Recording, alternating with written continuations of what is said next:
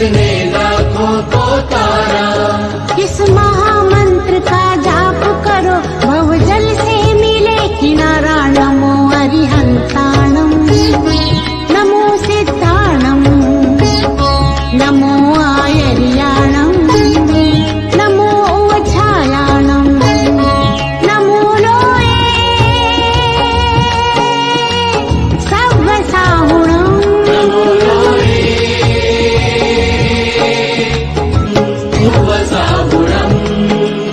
येषु पञ्चणमुक्कारो सव्वपावपणासनो मङ्गलानन्ते सव्वेसि पर्णमः वै मङ्गलम्। नमो नमो नमो नमो नमो नमो नमो नमो। नमोकार मंत्र है न्यारा किसने लाखों को तारा। नमोकार मंत्र है न्यारा किसने लाखों को तारा। किस महामंत्र का जाप करो भवजल से मिले किनारा। नमो अरिहंताणम नमो सिद्धाणम नमो आयर्याणम नमो उवछायाणम नमो लोये सव्वसाहुणम। नमो लोये सव्वसाहुणम्। सो फ्रेंड्स, एक छोटा सा चैप्टर है डेरिवेटिव सेगमेंट का ही, जिसको हम इंटरेस्ट रेट फ्यूचर्स कहते हैं। इंटरेस्ट रेट में फ्यूचर्स कॉन्ट्रैक्ट, मतलब अभी हम लोग शेयर्स में फ्यूचर कॉन्ट्रैक्ट ले रहे थे, कमोडिटीज़ में फ्यूचर कॉन्ट्रैक्ट ले रहे थे, इंडेक्स में फ्यूचर कॉन्ट्रैक्ट ले रहे थे, करेंसी में फ्यूचर कॉन्ट्रैक्ट ले रहे थे। अब हम इंटरेस्ट रेट में फ्यूचर कॉन्ट्रैक्ट लेंगे। ठीक है, छोटा सा चैप्टर है।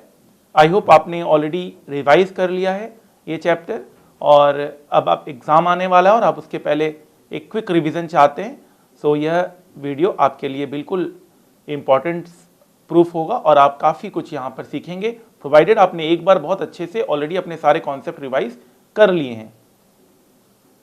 सो इंटरेस्ट रेट फ्यूचर में जैसे मैंने आपको बताया कि यहाँ पर हम फ्यूचर्स, यहाँ पर हम इंटरेस्ट रेट पे अपनी हेजिंग करते हैं। इंटरेस्ट रेट पे हेजिंग मतलब आपको पहले बताया है कि अगर आप एक इन्वेस्टर हैं तो आपको यह डर लगता है कि कहीं इंटरेस्ट रेट गिर ना जाए, और अगर आप एक बोरोवर हैं तो आपको यह डर लगता है कहीं इंटरेस्ट रेट बढ़ ना जाए, तो उसकी हेजिंग आप करना चाह रहे हैं। स्टॉक फ्यूचर्स में हम लोग हेजिंग करते थे शेयर्स की, चाहे वो रिलायंस हो, एसबीआई हो। इंडेक्स फ्यूचर में हम निफ्टी सेंसेक्स से हेजिंग करना आपको सिखाया। करेंसी फ्यूचर में डॉलर, यूरो, पाउंड, येन में हमने हेजिंग की। कमोडिटी फ्यूचर हमने गोल्ड, सिल्वर में हेजिंग करना सीखा। और इंटरेस्ट रेट फ्यूचर्स में हम सीखेंगे हेजिंग करना उस इंस्ट्रूमेंट्स में जो हमें इंटरेस्ट पे करता है, ताकि हम अपने इंटरेस्ट रेट को हेज कर सकें। Fine sir. सो यहाँ पर हम दो पोजीशन ले सकते हैं, या तो हम लॉन्ग पोजीशन ले सकते हैं या तो हम शॉर्ट पोजीशन ले सकते हैं। या तो हम लॉन्ग पोजीशन में जा सकते हैं या तो हम शॉर्ट पोजीशन में जा सकते हैं। Fine sir. सबसे पहले हम पोजीशन कैसे डिसाइड करें, हम क्या पोजीशन ले, लॉन्ग पोजीशन ले या शॉर्ट पोजीशन ले। अगर आपको लगता है इंटरेस्ट रेट बढ़ने वाला है, अगर आपको इंटरेस्ट रेट बढ़ने से डर है, अगर आपको लगता है इंटरेस्ट रेट बढ़ने वाला है, तो आपको शॉर्ट पोजीशन इन बॉन्ड लेना चाहिए। शॉर्ट पोजीशन इन बॉन्ड लेना चाहिए। नॉर्मली जितने भी अभी तक हमने कॉन्सेप्ट किए हैं, जब भी कोई चीज बढ़ता है हम बाई करते हैं, राइज में हम बाई करते हैं। यहां पर आप कंफ्यूज मत होइएगा, यहां पर राइज में हम सेल कर रहे हैं। क्यों? क्योंकि इंटरेस्ट रेट बढ़ रहा है। इंटरेस्ट रेट बढ़ रहा है तो बॉन्ड वैल्यू गिरेगा। आपको पता है कि इंटरेस्ट रेट और बॉन्ड वैल्यू में इनवर्स रिलेशन होता है। इंटरेस्ट रेट, जिसको हम डिस्काउंट रेट भी बोल सकते हैं, इंटरेस्ट रेट अगर बढ़ता है तो बॉन्ड वैल्यू गिरता है। इसका कॉन्सेप्ट हमने वैल्यूएशन ऑफ सिक्योरिटी बॉन्ड में आपको दिया हुआ है। सो बॉन्ड वैल्यू गिरेगा, बॉन्ड वैल्यू गिरेगा तो हमें क्या पोजीशन लेना चाहिए? शॉर्ट पोजीशन लेना चाहिए। तो यहां पे हम वही पोजीशन ले रहे हैं जैसे पहले लेते थे, लेकिन यहां पर जब राइज इन इंटरेस्ट रेट की बात हो जाती है तो लोगों को लगता है कि हमें बाई करना चाहिए। राइज इन इंटरेस्ट रेट है लेकिन बॉन्ड वैल्यू तो गिर रहा है, तो गिरती हुई चीज में हम क्या करते हैं? सेल पोजीशन लेते हैं। So if we expect rise in interest rate, so हमें शॉर्ट पोजीशन लेना चाहिए बॉन्ड में। If we expect fall in interest rate, हमें लॉन्ग पोजीशन लेना चाहिए बॉन्ड में। ठीक है, फाइन। अब सवाल ये उठता है कि सेटलमेंट कैसे होगा। अगेन सेटलमेंट पहले की तरह ही होगा, या तो हम कैश से सेटलमेंट कर सकते हैं या तो हम डिलीवरी सेटलमेंट कर सकते हैं।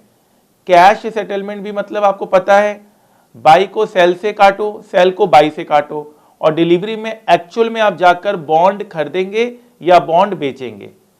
फाइन। सो कैश सेटलमेंट में क्या होता है, buy contract should be settled by sell contract, buy contract को हम सेल कॉन्ट्रैक्ट से सेटल करेंगे एंड वाइसी वर्सा। फॉर्मेट क्या है, बाई पोजीशन का फॉर्मेट क्या है, बाई को हम सेल से क्लोज करें, फॉर्मेट सेल पोजीशन का क्या है, सेल को हम बाई से क्लोज करें, बाई को सेल से क्लोज करो, सेल को बाई से क्लोज करो। फाइन सर, कोई दिक्कत नहीं है। एक एग्जांपल आपके सामने है, एग्जांपल आप सामने देखिए। अगर मान लीजिए मैंने सेल पोजीशन लिया है और कॉन्ट्रैक्ट प्राइस है 94.15, अगर मैंने सेल पोजीशन लिया है और कॉन्ट्रैक्ट प्राइस है 94.15 और इंटरेस्ट रेट है 5.85, सो आप बताइए अगर इंटरेस्ट रेट ऑन एक्सपायरी अगर 4.5 होगा तो मेरा क्या पोजीशन होगा, आप थोड़ा सोच के बताइएगा। नेट सेटलमेंट में अगर इंटरेस्ट रेट ऑन एक्सपायरी 4.5% होगा, मेरा कॉन्ट्रैक्ट प्राइस है 94.15 और मेरा इंटरेस्ट रेट कॉन्ट्रैक्ट प्राइस के हिसाब से है 5.85 और हमने सेल पोजीशन लिया है, ठीक है, हमने सेल पोजीशन लिया है। सो आप देखिए इंटरेस्ट रेट गिर गया, इंटरेस्ट रेट अगर गिरेगा तो बॉन्ड वैल्यू बढ़ेगा, बॉन्ड वैल्यू बढ़ेगा और हमारा सेल पोजीशन है और बॉन्ड वैल्यू बढ़ गया तो इसका मतलब हमें नुकसान है। हमने सेल पोजीशन लिया है, इंटरेस्ट यहां गिर रहा है तो इसका मतलब बॉन्ड वैल्यू बढ़ रहा है, तो यहां पे हमें नुकसान है। आप देख सकते हैं फॉर्मेट में हमने सेल कितने में किया है, 5.85% दिया हुआ था 94.15। अगर हम फेस वैल्यू 100 मान के चलते हैं तो सेल को किससे काटोगे, बाई से काटेंगे। रेट कितना दिया है 4.50, सो 5.85 का 94.15 है तो 4.50 का वैल्यू क्या होगा 95.50। 100 रुपए के हिसाब से चलिए, 100 रुपए के हिसाब से चलिए, ठीक है। तो यहां पर आप 100 रुपए को माइनस करेंगे रफली स्पीकिंग 4.5 से। अगर 100 रुपए का फेस वैल्यू मैं मानता हूं तो यहां पर आप देख सकते हैं लॉस मेरे को है 1.35 इंटरेस्ट रेट में और 1.35 वैल्यू में, ठीक है। तो इस तरह से यहां पर इसका सेटलमेंट होता है, बहुत ही लिमिटेड कवरेज है। आप सेटलमेंट देख लीजिए कैसे होता है। हमने सेल पोजीशन लिया था, सेल को हम बाई से काटेंगे, 1.35% का यहां पर हमें नुकसान है, ठीक है, कोई दिक्कत नहीं है।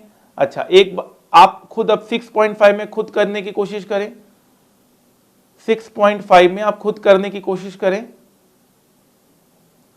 ठीक है, सोच लिया आपने। चलिए मैं आगे बढ़ता हूं। आपने क्या किया, आपने सेल किया कितने में 5.85 में, इसका मतलब 94.15 का वैल्यू दिया वही था। सेल को किससे काटेंगे, बाई से, 6.5 तो 100 से माइनस करिए 6.5 को तो आया 93.50। इंटरेस्ट रेट बढ़ रहा है मतलब बॉन्ड वैल्यू गिर रहा है और हम चाहते हैं बॉन्ड वैल्यू गिरना क्योंकि हमने सेल पोजीशन लिया है। तो यहां पर हमें प्रॉफिट होगा 0.65 का, यहां पर हमें प्रॉफिट होगा 0.65% का या 0.65 का, जैसा भी आप चाहें बोल सकते हैं, ठीक है, फाइन सर। सो इस तरह से यहां पे सेटल होता है। नेट सेटलमेंट का आपको कॉन्सेप्ट समझ में आ चुका है, इस तरह से सेटल होता है, आप इस चीज को ध्यान रखिएगा। फाइन, चले आगे। चलिए sir, delivery based settlement. Delivery based settlement मतलब क्या होता है, अगर आपने लॉन्ग पोजीशन लिया है तो आप ऑन एक्सपायरी बाई करेंगे, आप प्रॉफिट लॉस बुक नहीं करेंगे। अगर आपने शॉर्ट पोजीशन लिया है तो ऑन एक्सपायरी आप सेल करेंगे, प्रॉफिट लॉस बुक नहीं करेंगे।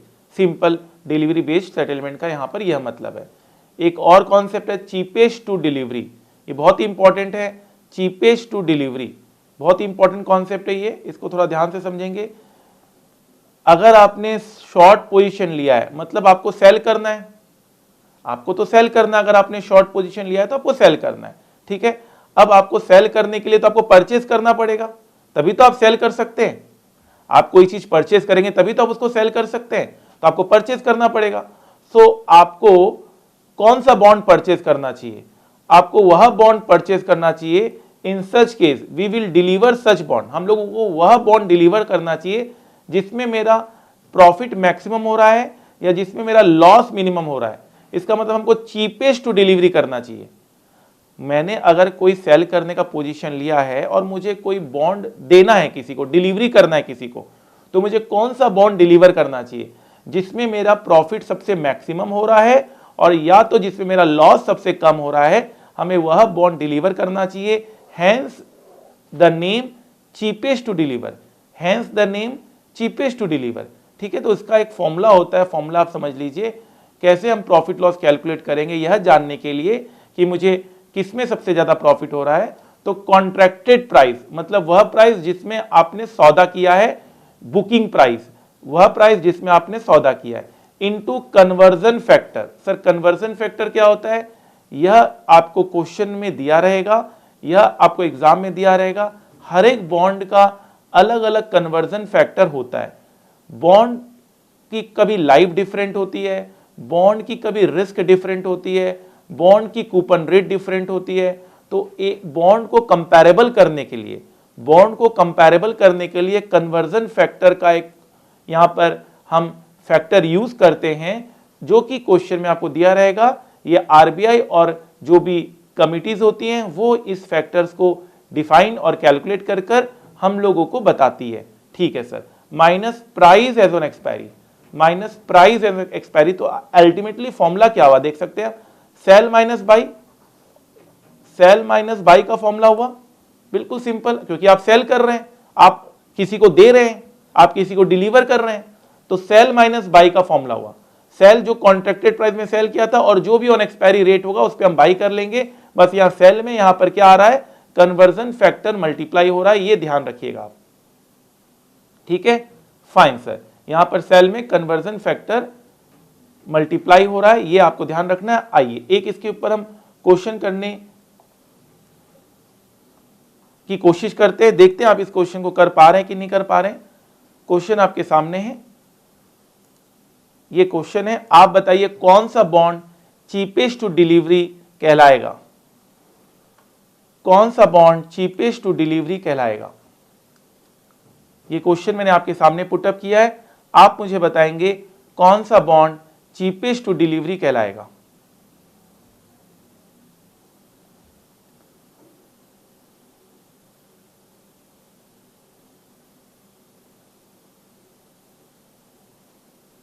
ठीक है, आपने सही सोचा होगा। अब देखते हैं इसका आंसर। सबसे पहले कॉन्ट्रैक्टेड प्राइस क्या है, सेटलमेंट प्राइस क्या है। कॉन्ट्रैक्टेड प्राइस या सेटलमेंट प्राइस आपको दिया हुआ है 93.25, ये आपको दिया हुआ है 93.25।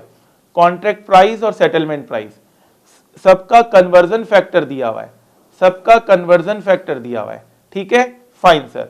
और आपको बाई प्राइस मतलब ऑन एक्सपायरी जो रेट है वो दिया हुआ है 99.5, 143.5, 119.75। सो आपका यहां पर प्रॉफिट लॉस आया। अब आप ये बताइए, सबसे तीनों ही लॉस नजर आ रहा है, लेकिन सबसे कम लॉस किसमें, सबसे कम लॉस इसमें। सो हमें bond number 2, cheapest to delivery bond is bond number 2, cheapest to delivery bond is bond number 2। आप देख सकते हैं क्योंकि मेरा यहां लॉस सबसे कम है, इसलिए हमें बॉन्ड नंबर 2 को डिलीवर करना चाहिए, इसलिए हमें बॉन्ड नंबर 2 को डिलीवर करना चाहिए। फाइन सर, सो इस कॉन्सेप्ट को कहते हैं cheapest to delivery, cheapest to delivery. Fine, कोई दिक्कत नहीं है। एक कॉन्सेप्ट और यहां पर आ सकता है कि worst to delivery, worst to delivery, कौन सा सबसे बुरा बॉन्ड होगा डिलीवर करने के लिए, कौन सा सबसे बुरा बॉन्ड होगा डिलीवर करने के लिए। सो आपको मैं एक क्वेश्चन यहां पे दे रहा हूं, आप इस क्वेश्चन को भी करें, वीडियो पॉज करें और इस क्वेश्चन को भी करें और आप बताएं कौन सा बॉन्ड सबसे वर्स्ट टू डिलीवरी है, सबसे वर्स्ट चॉइस कौन सा बॉन्ड यहां पर कहलाएगा। वीडियो पॉज करते हुए आप इसका आंसर दीजिए एंड देन फिर आप इस आंसर को मेरे आंसर से टैली करवाइए कि आपका बिल्कुल सही है या आंसर गलत है।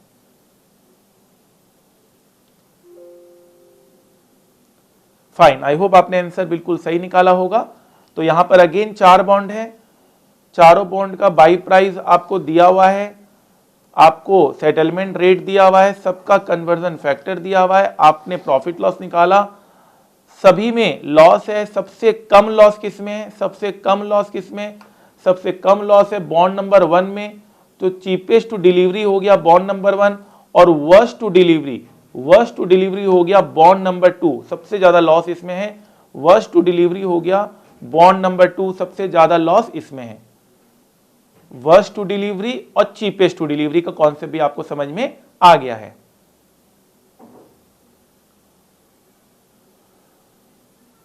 फाइन, कोई दिक्कत नहीं है। Fine sir. सो फ्रेंड्स, एक छोटा सा चैप्टर था जो कि हमने आपके सामने रखा है। इसके ऊपर डेफिनेटली आपको कोई दिक्कत नहीं आएगी। और 2 ही क्वेश्चन है इसके। एक तो नेट सेटलमेंट के ऊपर जो क्वेश्चन है वो जरूर आपने किया होगा, मैंने क्लास में भी बहुत फुल फ्लेज्ड वो क्वेश्चन एक करवाया है। और एक ये क्वेश्चन है, ये भी आपके इंस्टीट्यूट ने अपने आरटीपी एमटीपी में पब्लिश किया है। सो आपके लिए दोनों ही क्वेश्चन इंपॉर्टेंट हो जाते हैं एग्जाम पॉइंट ऑफ व्यू से। सो आई होप आपको ये चैप्टर बहुत आसान लगेगा और आप ये सब चैप्टर्स को छोड़ कर नहीं जाओगे, बिकॉज ये सब चैप्टर आपके एग्जाम्स को बहुत अच्छा परफॉर्मेंस में लेकर आ सकते हैं। 100% मार्क्स का अगर आप टारगेट कर रहे हैं तो ये सब चैप्टर्स का आप इग्नोर करना ही नहीं है। आपको हर एक चैप्टर को इक्वली इंपॉर्टेंस देना है। Fine sir.